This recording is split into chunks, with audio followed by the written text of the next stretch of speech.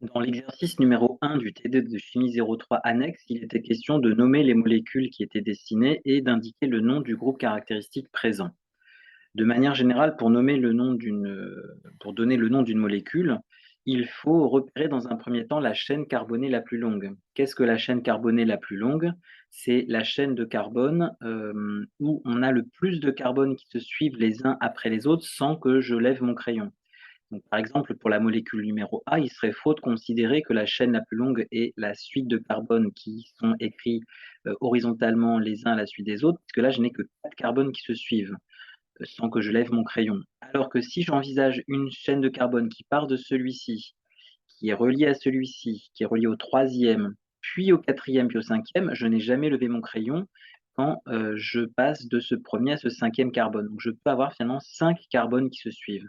Une chaîne de 5 carbones, c'est une chaîne qu'on appelle pentane, mais vu qu'il y a présence d'une double liaison carbone-carbone, on parlera de pentène, E accent grave NE.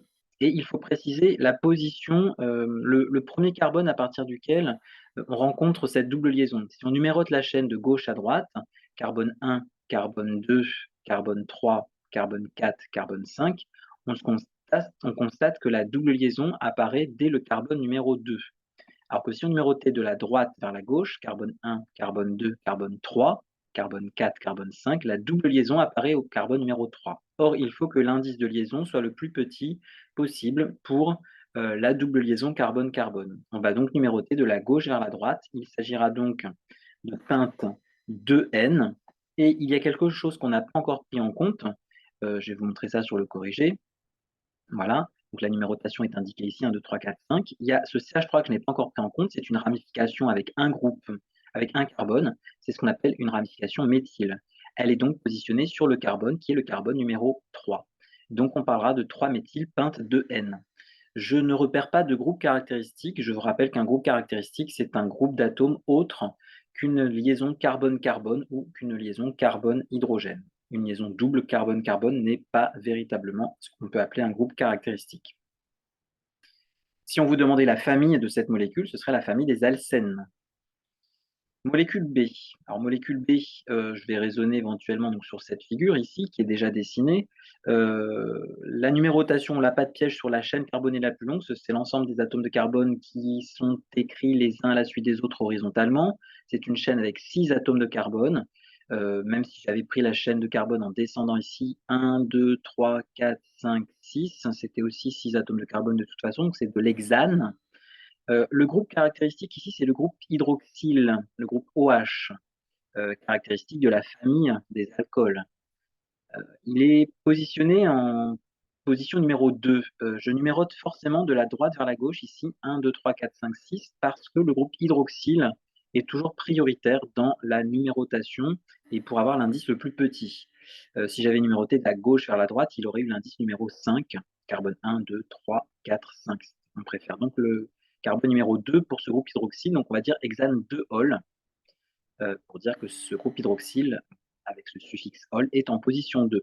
Et il y a encore autre chose que je n'ai pas encore pris en compte, une ramification ici avec un carbone, qui est une ramification de type méthyle, qui est donc du coup en position 5. Je garde la numérotation qui dépend de celle du groupe hydroxyle. Donc ce carbone 5 porte le groupe méthyle, d'où le 5-méthylhexane 2-ol. Molécule numéro C.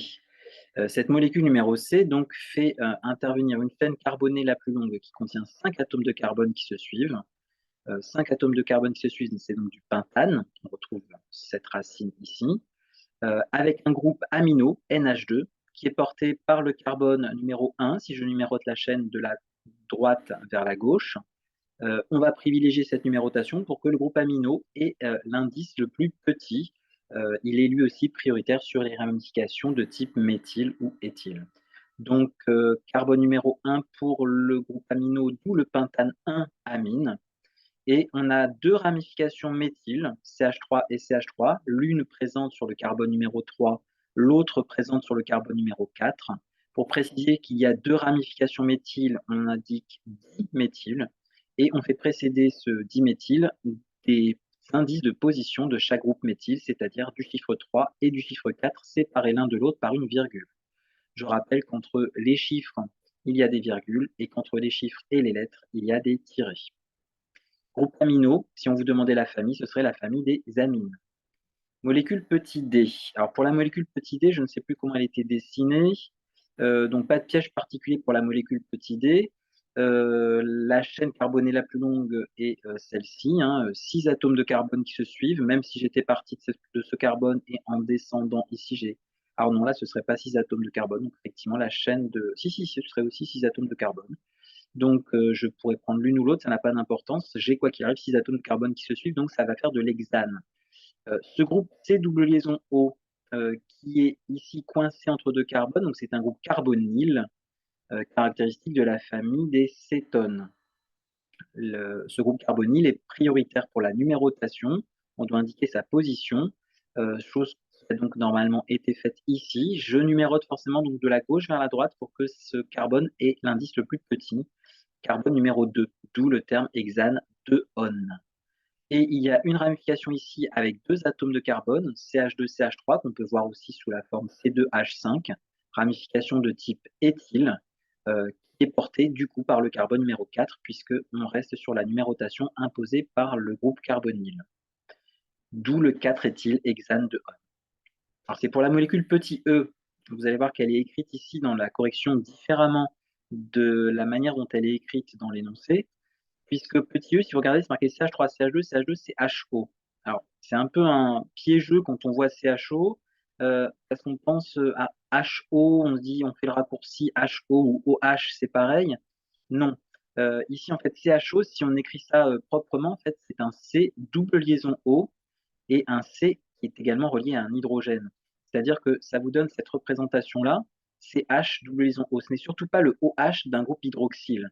C'est vraiment le C double liaison O, groupe carbonyle caractéristique des aldéhydes, puisque en bout de chaîne. Donc un aldéhyde ici qui contient 1, 2, 3, 4 carbones, donc butane, et on fait terminer ce nom de molécule par le suffixe al, caractéristique des aldéhydes. Indice de position pour ce suffixe al, puisque c'est toujours sous-entendu que c'est le carbone numéro 1 de la structure. S'il y avait des ramifications, là on aurait carbone 1, carbone 2, carbone 3, carbone 4. Molécule F, la molécule F, comment était-elle représentée? Il n'y avait pas de piège particulier, si ce n'est que là c'est marqué HO, C double liaison O, mais c'est un COOH, c'est un groupe carboxyle qu'on retrouve ici. Avec une chaîne carbonée la plus longue, là par contre il y a peut-être effectivement un piège. La chaîne carbonée la plus longue qui contient le carbone du groupe carboxyle, 1 carbone, 2 carbones, 3 carbones, 4 carbones, 5 carbones, 6 carbones. Il faut que je descende ici pour avoir la chaîne carbonée la plus longue. Il ne faut pas considérer juste cette chaîne horizontale qui ne contiendrait que 5 carbones. Donc la chaîne carbonée la plus longue, elle est repérée ici. Voilà, je l'entoure. Ça peut être un moyen aussi pour vous, en l'entourant, de repérer ce que vous n'avez pas encore pris en compte dans le nom de la molécule. Donc ce qui est pris en compte ici dans ce qui est entouré, c'est le fait que ce soit un acide carboxylique, d'où le terme acide hexanoïque, un acide carboxylique avec une chaîne principale, donc avec 6 carbones. Qu'est-ce que je n'ai pas encore pris en compte? Un groupe ici avec un seul atome de carbone, un groupe méthyle en position 4, d'où le 4-méthyle, et un groupe ici avec deux atomes de carbone, CH2, CH3, C2H5, qui est une ramification éthyle qui est en position 2, d'où l'acide 2-éthyle, 4-méthylhexanoïque. On met d'abord le éthyle avant le méthyle, tout ce qui est ramification, on les met par ordre alphabétique, éthyle avant méthyle. Molécule G, là aussi écrite un peu différemment de de la manière dont elle est écrite dans l'énoncé. L'énoncé l'écrit sous la forme CH3, CH2, CH, CH3, COO, C2H5. Alors un COO comme ça, c'est toujours sous-entendu que c'est un C double liaison O, simple liaison O. Donc c'est un groupe ester. Un groupe ester donc, que j'ai écrit ici différemment, que j'ai développé finalement. C'est liaison O, simple liaison O. On sait qu'un ester, sa nomenclature, c'est une structure en OAT de IL. Le OAT, ce qui va précéder le OAT, c'est toute la chaîne de carbone qui est reliée doublement à l'oxygène du groupe ester. Donc c'est cette chaîne ici. C'est une chaîne qui contient 4 carbones, donc butane, d'où le butanoate. Mais dans cette chaîne de carbone, il y a une ramification méthyle, ici CH3, qui est placée en position 2, d'où le terme 2-méthyle, butanoate. Pour la partie IL, la partie il est précédée du nombre de carbone de la chaîne attachée simplement à l'oxygène du groupe ester, donc par cette liaison simple OC. Il y a seulement 2 carbones, c'est une ramification à 2 carbones, éthane, donc éthyle. 2-méthylbutanoate d'éthyle, c'est le groupe ester qu'on retrouve ici, le groupe C, double liaison O, simple liaison O. Si on veut demander de l'entourer, il faudrait entourer le COO. Et donc, c'est le groupe ester, et c'est aussi d'ailleurs la famille des esters. Concernant la molécule H, qu'est-ce qu'on a? On a une chaîne de carbone, maximum 4 carbones qui se suivent, donc butane, et le groupe amido, C double liaison ONH2.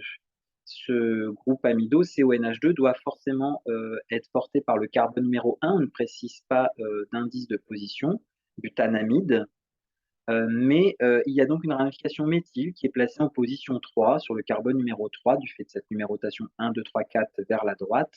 Et donc, on parlera du groupe, de la molécule 3-méthylbutanamide, du 3-méthylbutanamide. C'est le groupe amido, CONH2, et la famille des amides, si vous demandez la famille. Pour la molécule I, il y avait un piège parce que telle qu'elle est dessinée, alors comment est-ce qu'elle était dessinée déjà?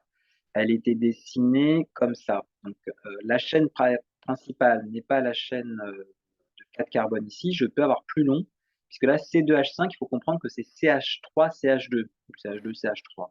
Donc j'ai 2 carbones, 3 carbones, 4 carbones, 5 carbones et 6 carbones. Si je prends cette chaîne linéaire, enfin cette chaîne principale de 6 carbones, c'est la chaîne la plus longue que je puisse avoir sans lever mon crayon. Donc, si je le reproduis ici, je constaterai donc que j'ai 2 groupes, alors chaîne à 6 carbones, évidemment c'est hexane, et j'ai une ramification méthyle ici, une autre ramification méthyle ici, qui sont donc représentées par le terme diméthyle dans la structure, dans le nom, et qui sont en quelle position? Alors là, il faut bien comprendre qu'on a 2 carbones, donc carbone 1, carbone 2, carbone 3, carbone 4, carbone 5 et carbone 6. Donc sur le carbone 3 et sur le carbone 4, j'ai des ramifications méthyles, d'où le 3-4. Je peux numéroter dans l'autre sens d'ailleurs, 1, 2, 3, 4, 5, 6. Ça restera du 3-4 diméthylhexane. Pas de groupe caractéristique, ce ne sont que des liaisons carbone-carbone et carbone-hydrogène. Molécule J, cette molécule J fait donc référence à cette molécule qui est ici. Donc j'ai le groupe ici NH2 qui est le groupe amino. Groupe amino, donc sur une chaîne d'atomes de carbone au maximum qui se suivent, j'en ai 6. 1, 2, 3, 4, 5, 6. Donc hexane, et on précise que ce groupe amino est sur le carbone numéro 2 si on numérote cette chaîne principale de la gauche vers la droite. Donc c'est ce que j'ai dû faire ici, CH3, CH, CH2, CH, CH2, CH3. J'ai numéroté de la gauche vers la droite. Le groupe amino est en position 2, donc on dit hexane 2 amine. Et le groupe méthyle, ici, je n'ai pas pris en compte dans le nom de la molécule, est en position 4, d'où le 4-méthyl hexane 2 amine. Molécule K, la molécule K, donc là encore, c'est un peu un piège, parce que la chaîne principale la plus longue, c'est cette chaîne de carbone ici. J'ai 8 carbones qui se suivent sans que je lève mon crayon. 8 carbones, c'est octane. Donc octane, et on précise qu'ici on a le groupe ici sulfhydryl, le groupe SH, caractéristique de la famille des thiols. Donc octane, 4 thiols, puisqu'on va numéroter la chaîne dans le sens indiqué ici pour que ce groupe sulfhydryl ait l'indice le plus petit. Si j'avais numéroté dans l'autre sens, j'aurais eu le carbone numéro 5. Enfin, dernière molécule, la molécule L, qui faisait apparaître donc une chaîne principale contenant au maximum 6 carbones qui se suivent sans que je lève mon crayon, donc c'est de l'hexane, avec un groupe méthyle ici, que je n'ai pas encore pris en compte, et 2 groupes bromo. Donc 2 groupes bromo, dibromo, ils sont prioritaires, hein, ces groupes halogénaux, ces groupes bromo, sur les groupes méthyles. Donc, je numérote ma chaîne de la gauche vers la droite pour que ces bromes aient l'indice les plus petits, c'est-à-dire en l'occurrence les indices 2 et 3. Du coup, le méthyle est en position 4. 2, 3, dibromo, 4 méthyle, hexane. Voilà donc pour cet exercice.